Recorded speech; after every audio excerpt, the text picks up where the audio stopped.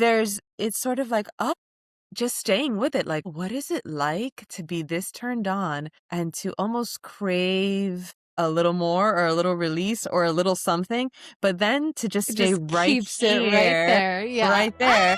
And then after hours and, I would need to days. be scraped off the ceiling.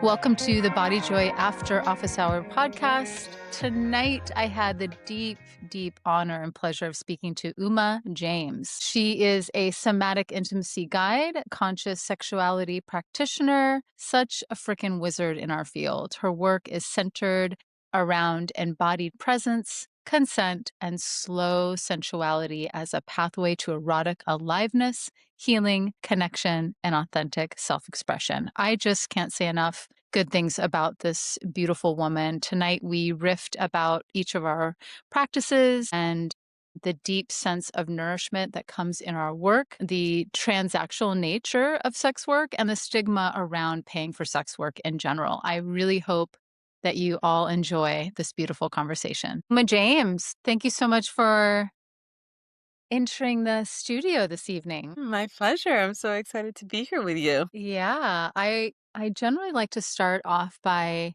how I know you, and then we can just kind of flow from there. A few years ago, I was traveling to Philadelphia. I was asked to work with a couple people in the area, and I was like, huh, let me see who is in similar lines of work that are in Philly. I was looking for a studio to work in, and I'm really particular on the spaces that I see clients in because, a normal massage studio is generally not going to work, but I want something that just feels good, looks good, etc. And so I went online and I found your ad and I was like, her. I saw your images, read the words, dropped into like your offerings, and I was like, I'm going to contact her. She seems incredible. Oh, thank you. Wow. It was awesome to connect with you. hmm Yeah. And your space, I mean, now you've since moved from Philadelphia, and I think you're only there every once in a while. But yeah, your space is just stunning. It was just really clean and clear and just like a beautiful canvas to do deep work in. And it was such a sweet part of town too, walkable with the brownstones and just, oh, Oh, I love that space. it Yeah. was so sweet. But you are also quite an exception because I'm really protective of that space. Wasn't renting it out to anybody. Mhm. I didn't really have that happening. And when you reached out and you were just like, hi, this is me. This is my work. I'm wondering or curious if, you rent out your space. And I looked you up and I was like, yeah, yeah, of course. Of course. Of course. Yes to you. You're wonderful. Sure. Like it was so easy. And I mean, since then, I only shared my space with two of my other closest colleagues and friends that I like met in a training. And that's it. It was just the three of you. That And is you, it. that's it. Wow. I'm one of the Yeah, chosen. you Amazing. are. Yeah, and what I Okay. remember too is there was a couple teachers, Kafin Justity being one of them and Omer Pani being the other one, that you were like, oh, let me double click on these and continued your training. Absolutely. Oh my gosh. Yeah, I think we both had like known of Kath and Jesse's work, and then you shared a podcast with me that Omrupani had recorded. I didn't know who that was, and hmm introduced me to his work, and then I went on to do like his 6-month BDSM training, and it was amazing. Amazing. Yes. Yeah, I so love cool. that. I love that how we can inspire one another. And also there's this beautiful thread of trust, that can come through just by seeing how we work and the language that we use and all of that. So I want to ask you Mhm. about too, am a just a relisher of slow intimacy. It's probably one of the most impactful aspects of my work. And so I'm curious how that thread is in your work specifically. Oh my goodness. It is so central to my work. If I is in everything that I do and how I begin my approach. I would say that After many trainings and years of being in this work, what consistently lands for people, what is like consistently a significant element about my approach or how I hold a session is the pace, is that slowness. Mhm. Sometimes I'll describe it to people that I may be working with or about to work with as like excruciatingly slow. Say that. Slow enough. Yes. And I say that because we are coming from a culture that is so sped up and people are so rushed and so on the go that they can feel initially awkward or even uncomfortable to be slowing down that much. Mhm. And yet there is something about that slowness that really lands in the body in a way that is always so unexpected, bigger than was expected or was hoped for. And so, yeah, I think that the slowness is something that even if we move in directions that are a little less slow and a little more playful and a little the foundation, like the beginning, the Mhm. essential is in the slowness. And you would say even if it's someone that's coming to you, and I'm gonna use, Kathy and Jesse term, an island of pleasure, because there's I imagine that people come to you through all sorts of different doorways. It could be like more, maybe even like a fantasy, like, oh, there's this thing I need to fulfill. There's this thing I want to do. There's this thing I want to experience. Or someone that's like, hey, I had this thing happen in my life and I want to unpack it with an intentional person. So I'm curious what happens when these different people come in and are met with your slowness, how that may look in session. Well, I would say that, okay, one thing there, when people reach out to me, oftentimes actually it's less about a fantasy. I mean, maybe there's a fantasy element, but I have sort of crafted my work in a way that I have specific offerings and it's really intentional and again it's become more and more specific. So if someone comes to me with a desire to have a particular kind of experience and that is it, we may not be a match. That might not Mhm. be somebody that I actually move forward with and work Like with. if they're really fixated on, "Hey, I wanna be pegged by this beautiful creature that I saw this certain image of you, and I want you to wear the white shirt with the da da da, and I wanna be pegged." Which is beautiful Totally. request, right? Beautiful. Absolutely a beautiful request. Yes, and at the same time but that's a conversation, that's definitely worthy of a conversation, and I would like to understand, okay, well, how does that experience and that image and that fantasy, like, where does it come from? Where is it anchored in your erotic journey, in your Mhm. relationship with yourself? Is like, let's talk about, the intimacies in your life and, like, what you're wanting for yourself and what parts of you are needing to feel expressed, Mhm. then we can and I mean, oftentimes they'll say, why don't you come in for an introductory session?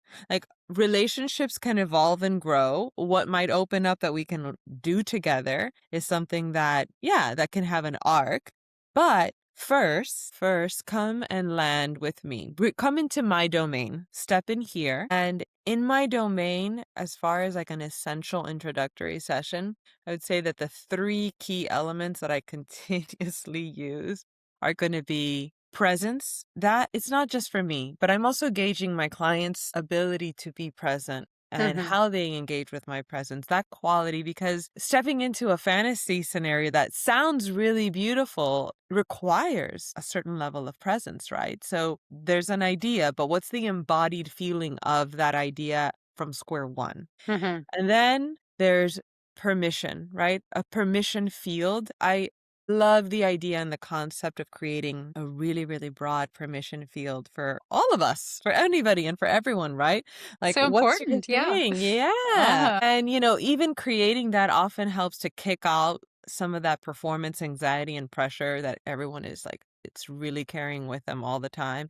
You can just start putting it down once that permission field is really felt and conveyed well. And then just like the truth starts coming out and curiosity and then we move into into the pace, into the slowness of things. But the slowness Mhm. exists in combination with the permission and the presence. And the truth is that as exciting as all of the scenarios sound, when we just begin with those three elements, I am consistently delighted and surprised by how much newness, how much novelty, how much discovery, how much like revelation there is in just that, Mhm. in simply the presence, the permission, and the pace of slowness, and like, hello, let's meet here first.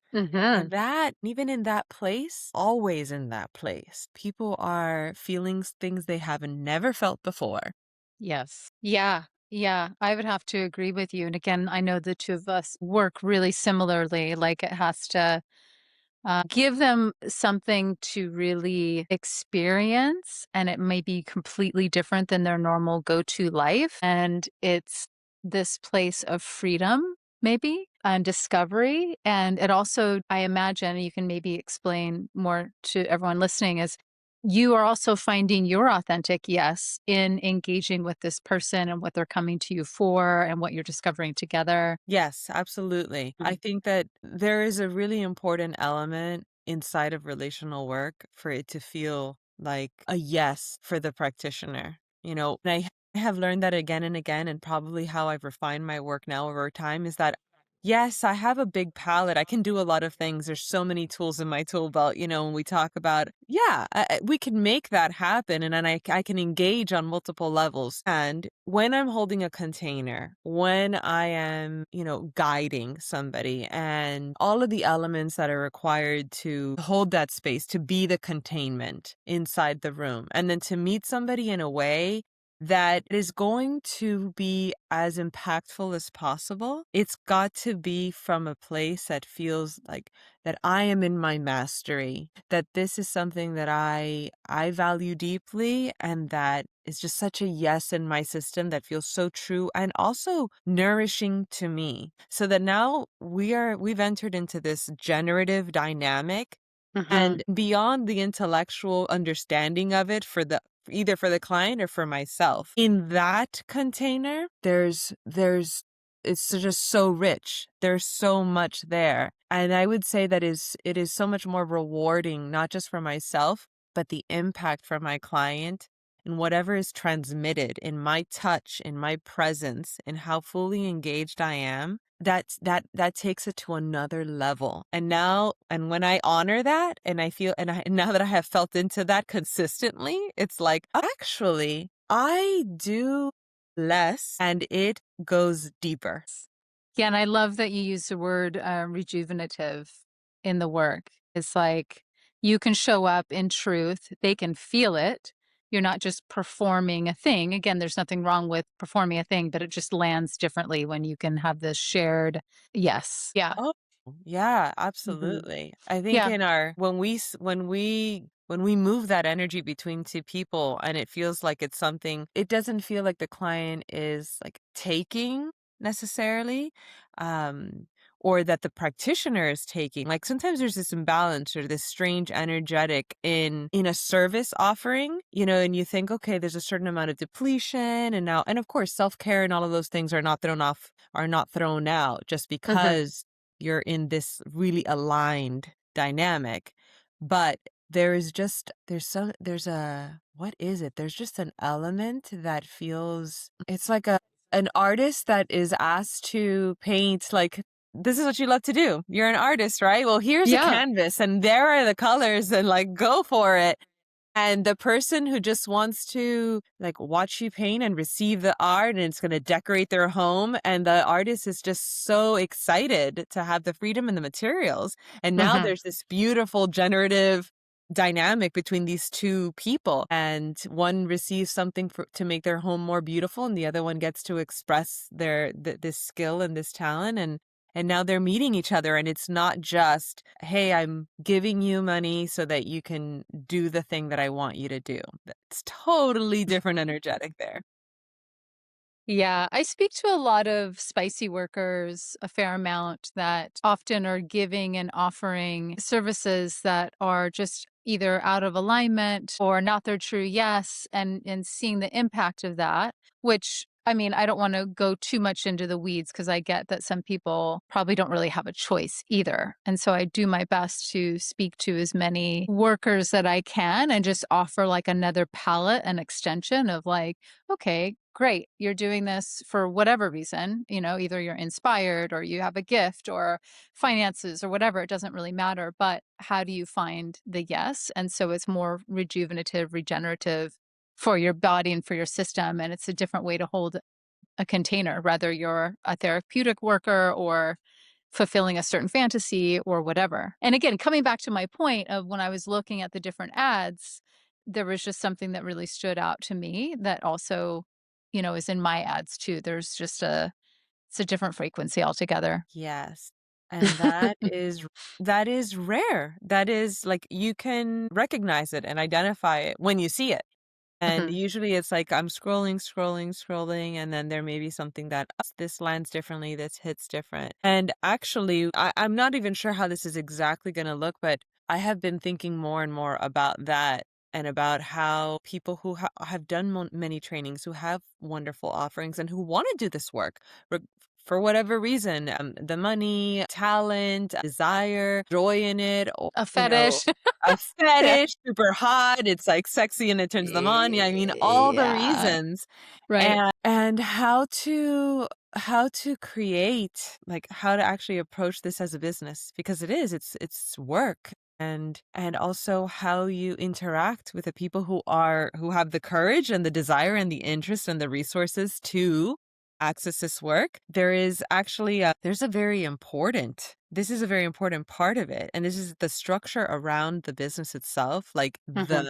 the infrastructure of the building. I don't know, like, those parts, the skeleton that's holding everything up is something that I find a lot of wonderful, talented, well-trained people out there haven't quite put together, haven't quite built that element, and they're finding themselves either burnt out by inquiries that don't lead anywhere and, like, Yeah. are wondering how to hold that, or Mhm. people who aren't following through or are simply not working as much as they would like to be working and are wondering what's off about how they're putting or advertising their work or what their intake process is like, where that might not be working. Mhm. And there's an element about that I think from the very beginning I had a very strong put together idea of my presence and the process I take my clients through, how I screen and how I invite them to take each step towards a session with me, and how at the end of the day, I work with incredible people. I love my Mhm. clients. They are wonderful human beings. I'm so honored that they, like, share what they do with me, that they step into this work with me. I adore them, and I feel really lucky to Mhm. have people like that in my life and to be a part of their journey. And I often don't hear those stories as much from other practitioners, other colleagues we Mhm. know in spaces where there is an opportunity to, like, oh, chit chat and hear. And I'm thinking to myself, hmm. There are bits and pieces of this, like, this is sacred work, and sacred work does require structure to hold it up, to protect it, to maintain its integrity, and I think there's an element of that that's missing in this erotic art space, and the spicy work space. There's a lot of skills being shared, but Mhm. not so much of the Right. yeah. Yeah, I'm curious, similar, I started off with a structure as well, and I had mentors to kind of help me with that. I'm curious what were some of the things that really supported you in kind of starting out that way, and what are the big differences between when you first started and where you are now? So, one of the things that I'm a big researcher. And, like, I will go out and do essentially, like, who's working in my field, in this city, in this area? What are they offering? How do they work? And who's working in the cities close to me, even especially if they're in bigger cities. I reached out to incredibly attractive, like, dominatrixes with websites that I loved, Yeah. or tantrikas that were doing work, and I thought, they sound like they really have it together. I'm gonna call them and ask if they would be willing to charge me for a coaching session where I get to just, like, ask them questions. "Can I pick your brain? Can I ask you questions about your Well, work?" hold on a second. So my next question is like, what had you even go do this work? I'm just curious. Were you like had a desk job or what was Uma doing? Oh my gosh. Well, this is like just me doing my market research because my brain works that way, but before that, like my gateway into this work, into the hands-on work was actually sex education. Mm, I was a certified fertility awareness educator, so that's teaching awesome. people all about their fertility cycles, menstrual cycle health, perimenopause, menopause, all the things, and holistic sex education. So, like, what are all your body parts? What's the anatomy of arousal networks? What's going on there? And it Mhm. was all very much like programs inside of sometimes like women's mystery schools or couples struggling with their fertility, like a broad range. It could be Mhm. from some of the esoteric spaces that wanted like the embodiment science, body, womb cycle stuff, or, you know, just people who were wanting to use this method as a form of preventing birth control without having to take stuff. And Gotcha. I was teaching in these spaces, but what would happen again and again and again is that everyone talked about sex. I mean, if you talk about vaginal secretions with people, ultimately it's going to go into arousal fluids, sex life. And what really struck me was how much pain and wounding was present in the realm of intimacy and sex, Mhm. even amongst couples who had come to me because they were on a fertility journey wanting to conceive, and yet sex their intimacy was a place of pain and lacking. It wasn't being tended to, and yet, you know, these people would share again and again with me, and I ended up speaking and teaching more and more and more about sex, sexuality, intimacy, whatnot. And then I remember having my own personal experience where there was an element of like the value in having a somatic based experience of learning something with the body, and like Mhm. my frustration with the limitation of just teaching it verbally. Yes, we love to talk, and yes, that's wonderful, but you know, as Betty Martin often says, it isn't until you have a body based experience of the thing that Yep. that's then what transforms. Yep. And that is actually when I started looking up, like, body-based sex education with the body, and that's when I found Caffeine. Yeah. I found Caffeine, I found a beautiful YouTube video about Caffeine speaking of actually de-armoring, and I completely fell in love, and then I was like, all the things that Caffeine offers, all the books that they've ever written, Wonderful. must read, must do all the things, and from then, I went down into the rabbit hole of, like, as many hands-on, body-based, sensual, erotic, trauma-informed, like, but different angles. Yeah, I geeked out on it, and I had a desire to create a business that would be successful, because as much as I love teaching about body literacy, which is also something really missing, it wasn't as lucrative as I wanted it to be. Yep. Then enters spicy work. Then enter the sensual spicy work, and kind of Amazing. yeah, there was definitely an element of what I found to be dynamics happening also in my personal life that felt inspiring as well. So I'm like, if I can bridge what I'm seeing here with actual teaching, guiding, and like creating sacred containers for growth, for nourishment, I think I can do this. And it was definitely a leap. Like, Amazing. okay, yeah. Yeah. And so, yeah, you've got this curiosity, you're kind of following it, you're feeling it, and then you reach out to other people that are offering some, there's lots of different doorways to go through. There's Tantra, there's BDSM, there's, et cetera, et cetera. So when you started finding other practitioners and saying, wow, they got their stuff together, I want to, do a session with them, then what'd you find? Yeah, so if I actually had my idea and structure kind of put together. I used to own a restaurant like in my previous life, like in Miami, Me growing up too. there. Look at that. You We're know, so being restaurateurs. restaurateurs. And when you are a restaurateur and you own your own place and you know, you hire people and you advertise and you're like catering to who's here? Who's my just the way that you think Mhm. when you have that entrepreneur mind and you've owned your own business, and especially in the hospitality space, especially in the hospitality space.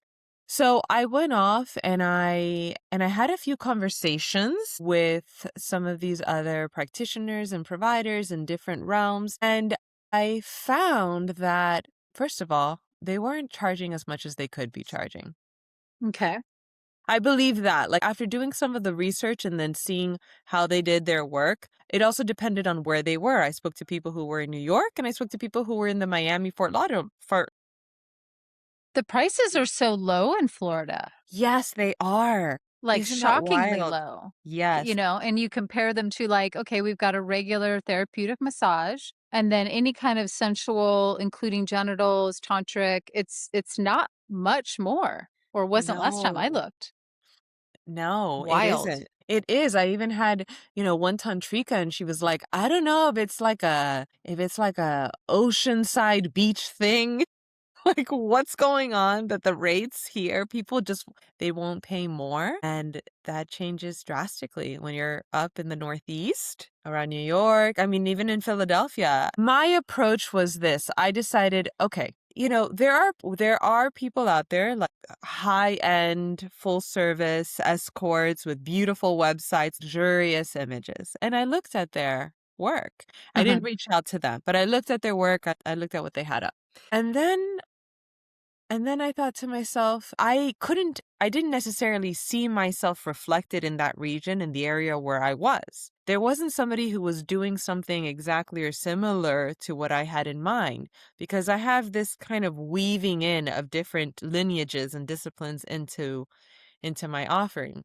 And then I decided, well, I'm going to position myself like just a tinge below what what a, high-end person doing full service, which I'm not doing, I'm not Mhm. offering, because this isn't just an experience. This is deep work. Deep This somatic deep work. thematic Yes. work.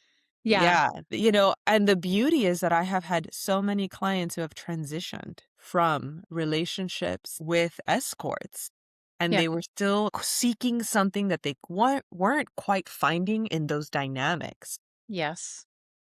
And I always get so excited and fascinated by those particular clients who end up transitioning into the deep intimacy work that is like, this is what they were looking for. They just didn't know it, didn't know how to find it, Mhm. couldn't name it because even in our culture, who's to say that, oh, like the intimate connection that I'm seeking is not in full union, penetrative sex with someone. It's Right. actually in a completely different dynamic than I expected. Yeah.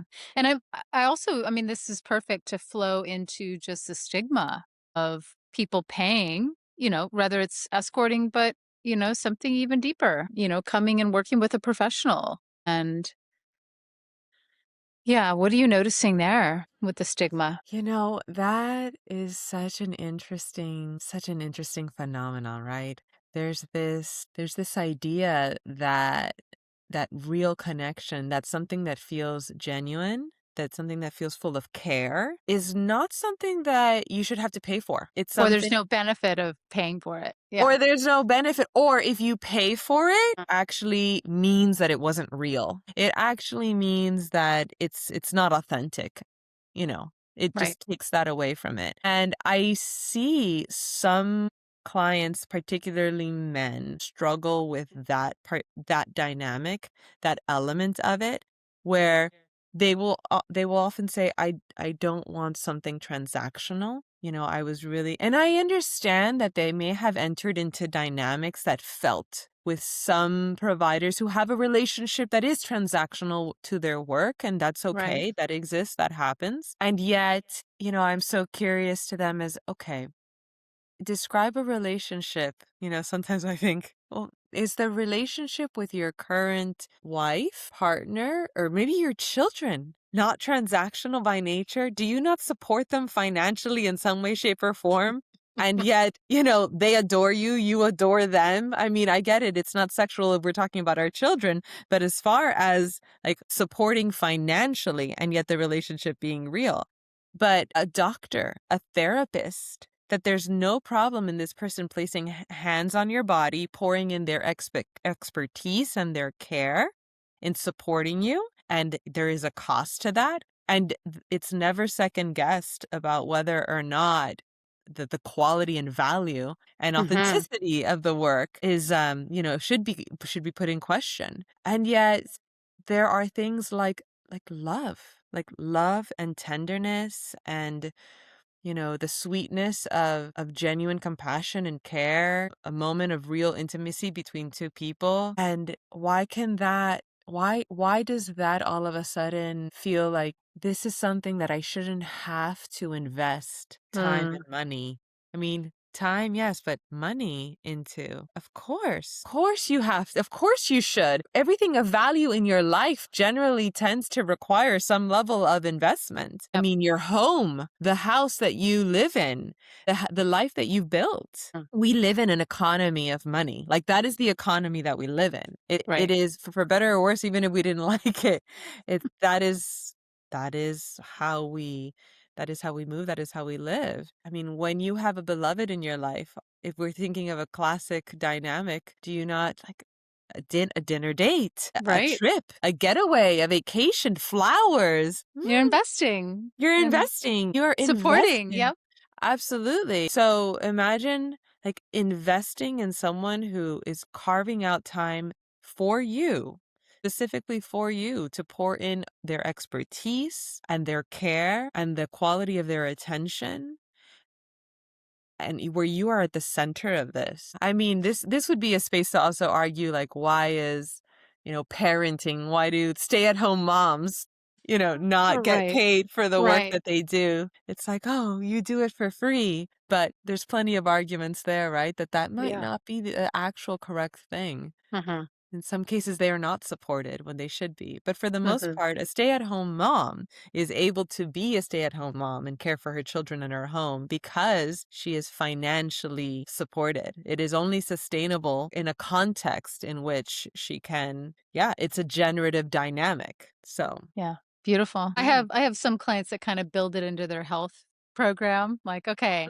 Mm. I'm gonna come in, and I've been starting to do memberships too recently, and just building, a body work session in to get them to commit to it, because otherwise it will go to the last of the thing of their own self-care. The last thing on their list. And then whenever they come in, they're like, "Oh my gosh, I've been waiting all month." Or like, "Oh wow, it's been 4 months. I really need to come in more often." I'm like, "Yeah, join the membership. You can come in, have your little island of pleasure, or come in and learn something, or come in and just get regulated and nurtured." And Mhm. it's just so beautiful to offer that. Even a couple that I work with, coming in, making a priority, including it in date night, it's the sweetest thing. I love that. I love that idea, including it in date night. And yeah, the idea of a membership and a healthcare plan. Occasionally, a client will say, like, I am part of their health and wellness team. Like, Yes. they're on a path to recovery. Oftentimes, people who are like coming out of specific surgeries or things that have Yeah. significantly impacted them, and they have like their physical doctor, their physical therapist, their clinical therapist, me. Yep. And I love it when they talk that way. It's like, yeah, this is absolutely an investment in your health and well-being. And there can be this team of professionals who contribute to you in this way. That's a beautiful perspective to have. I think it's Mhm. very correct. Mhm. Wonderful. I'm curious to hear you speak about just this, the touch starved, or a lot of the folks in our culture experience, this isolation or being touch starved. Very much. Mhm. One of the elements of that, and that I feel I saw that shift in my work was they're so touch starved that when I wanted to start, very, very consent forward and like almost back in the day when I really wanted to encourage that body sovereignty and that choice and voice practice. With the client coming in, you're kind of setting it up so that you're following Yes. some of the dynamics of the wheel, wheel of consent, those of you that know that, 4 quadrants. Yeah. Yes, exactly. What I came to learn is that, and this goes back and this ties into the way that I approach touch, that very, very slow touch, is that we almost need to meet them.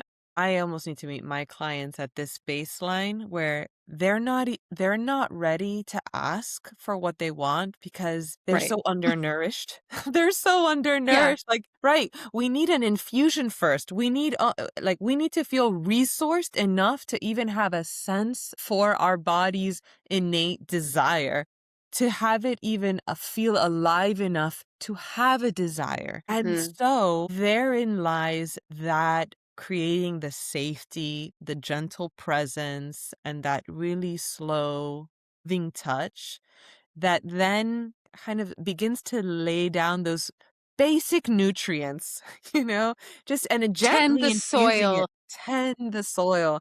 Yeah. Yes. And the interesting thing is, just like somebody who shows up like dehydrated and they cross the desert, you can't give them too much water at once or too much food at once. It'll make them sick. Yeah. So there is a wisdom in going like very, very slowly and really being very careful about the pace in which you move forward with that nourishment. And in many ways, that is what I do. It's not like, oh, let me just throw everything at this person at once. It's let's start here so that when they're okay, nourished enough. So oftentimes I will bring them into a deeply somatic body-based experience that gives me enough time to have them feel, comfortable enough with me, really bringing them into, okay, this is someone that is going to respect their boundaries, that's going to take good care of them, that is attentive, get them comfortable in my spaces. My spaces are very important to me, the Yeah. environment, the cleanliness, the order, everything that it just Everything. impacts the body right away, like, "Oh,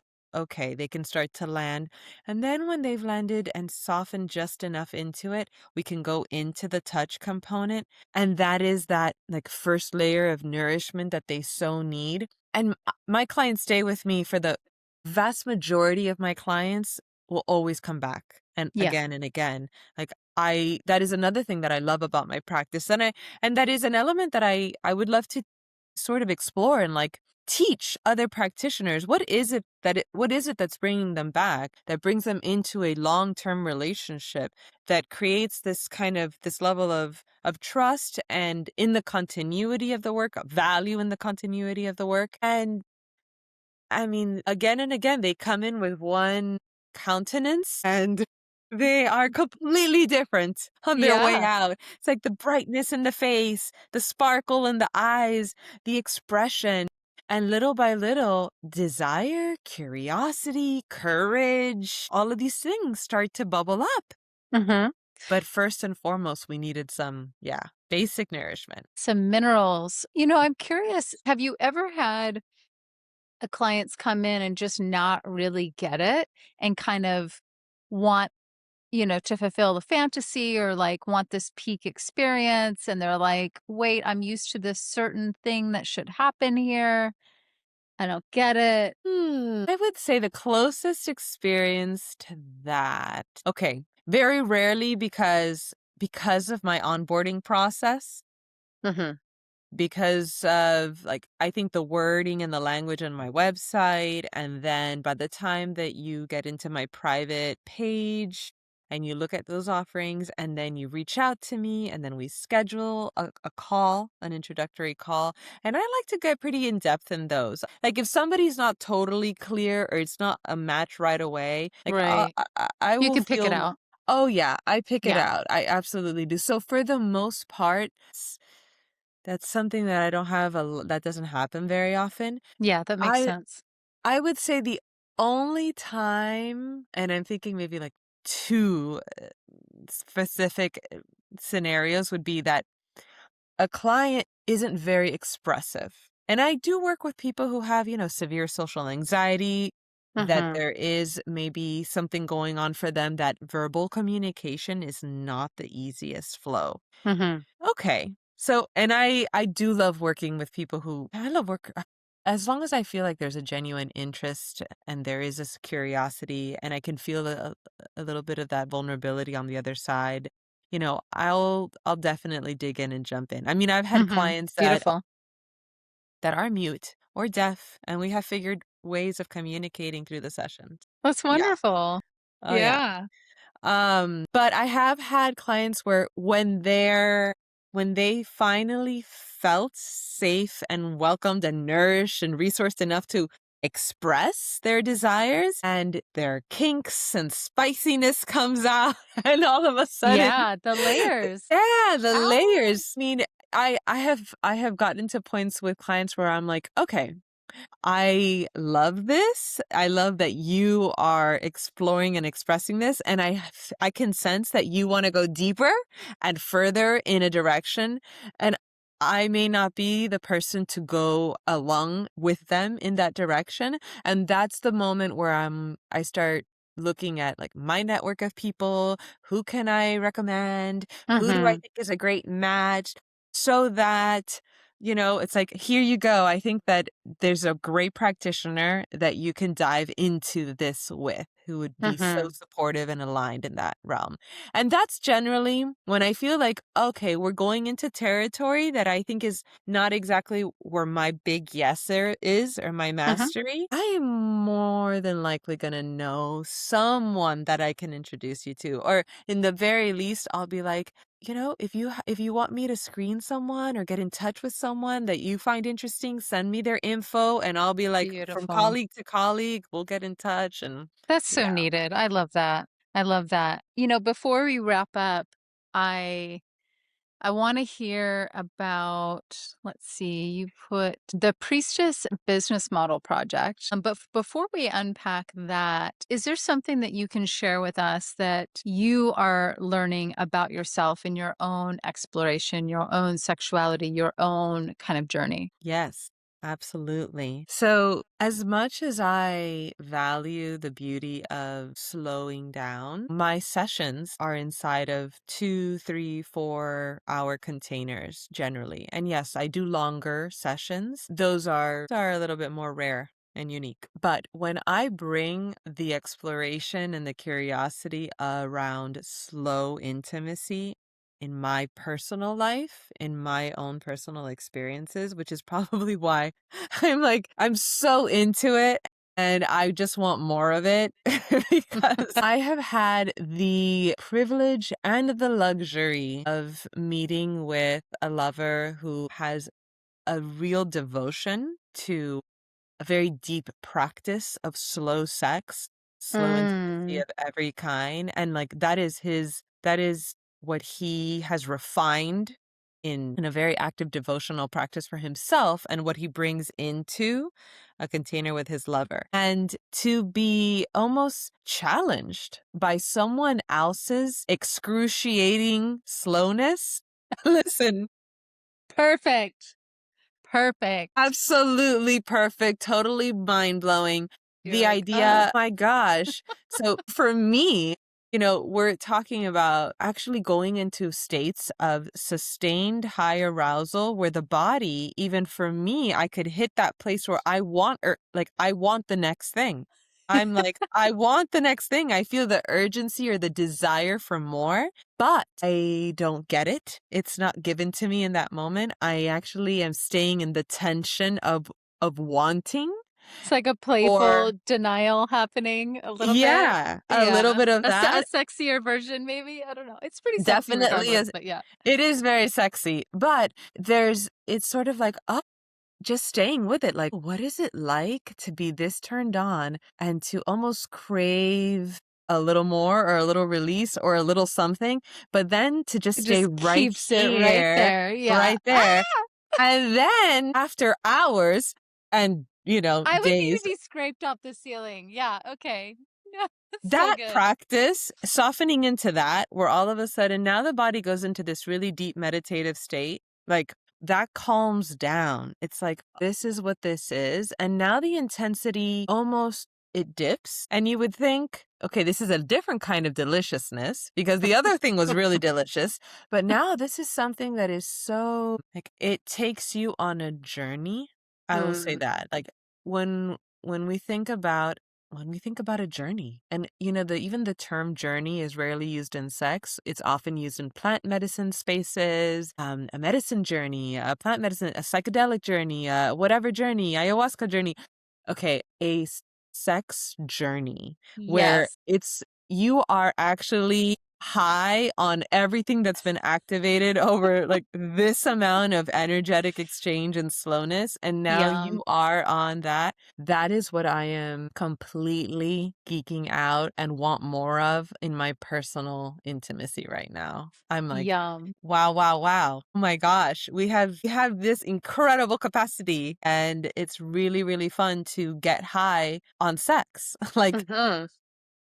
and go into that journey and see what else is possible there. Yeah, it's Would you put it in the category of tantra or tantric, altered states, flow Mm. state? Yeah. Yeah, I have an interesting relationship with using tantra or it is tantric. I would say sure, absolutely. I think that they would exist under that. But I say it in the sense that if somebody were to just devote themselves to the slowness, to the presence, to just being with, you know how like there are people who have found their spiritual enlightenment states, oneness, like out in completely isolated from religious philosophies. it's Mhm. it's they just discovered what's there and available to them. I think it's been inside, much more inside of those containers versus any kind of umbrella of thinking about a tantric approach, or and that is something that I would say I distill in my work. I don't ever talk to people about chakras and moving Mm. their energy Yeah, because me they get neither. so in their heads about it. But when I hear tantra masters, and of course there are some teachers that I read that I love their materials, and they describe the dissolving, the oneness, the altered states, and I'm just Mhm. like, aha, yeah, Yep, yep, that's it. that's it. Yeah, wonderful. Yeah, totally. Yeah, thank you, Uma. Yeah, before we hop off, do you wanna give us a little sprinkle of, the Priestess Business Model project? Yeah, I think the sprinkle of the Priestess Business Model project is my love. I think I love women. I love women who are doing work. I love women who are in their artistry and offering something with a passion. And I have an incredible community of colleagues that in many ways I've been mentoring for a while here and there when women are needing support in their work. And it's just something I've done just from my heart. But I am seeing like I continue to repeat myself again and again and again and in different context. And I've been inspired from them as well to like put something together that can a transmission that can be offered for women who are really wanting to take their work to a level that feels sustainable Mhm. and that can yeah, that can really grow. I work a lot and I have a solid practice and I moved cities and I rebuilt that fairly quickly. There's something that I want to share. Like I don't want to hoard this like whatever. I'm doing something really well. Lucky me. It's like Beautiful. no, I want to show other women how to do it. I want them to feel really solid and Mhm. grounded and supported in their life through the Yeah, work that they do. So, yeah, beautiful. that's what I'm excited about. I love that, and it's mentorship is I want to hear more people prioritizing mentorship, you know? Think of, Yes. like yeah, I remember when I was, like, picking out my mentor. I mean, I've had many, but, like, I was looking for the older woman, the woman with way more experience, the person who has lived through some stuff. So, I don't know, while you were speaking, I was like, "You're gonna be this, like, beautiful, radiant silver fox mentor." And it's so needed, especially, I mean, in all kinds of work. I don't wanna say especially this work, actually. It's needed everywhere. It is. I Mhm. agree. There's so much value in having someone tell you, listen, you can do it. You need just these pieces, put this together. You've got this, think about this, this, and that. And having someone to go back to and like, what do I do about this scenario? And get Mhm. you on your way until we Mhm. can share blueprints and then people create their version of it that it's their particular essence. But there's this yeah, there's blueprints, there's that map that if we can just pass around and on and forward for each other, Mhm. there's a real beauty in that. and care and community and support that just feels correct, especially in Mhm. this work. Mhm. Yeah. Mm. I love that. Yeah. Yeah. Uma James, Aw. thank you so much for tuning in and being here and sharing your wisdom. Thank you for having me. It was such a treat. I was just so touched by the invitation, so thank you. Wonderful. So I'll put all your contact info in the show notes. And again, thank you so much for being here. And I look forward to seeing you soon. As do I. Ciao. Ciao.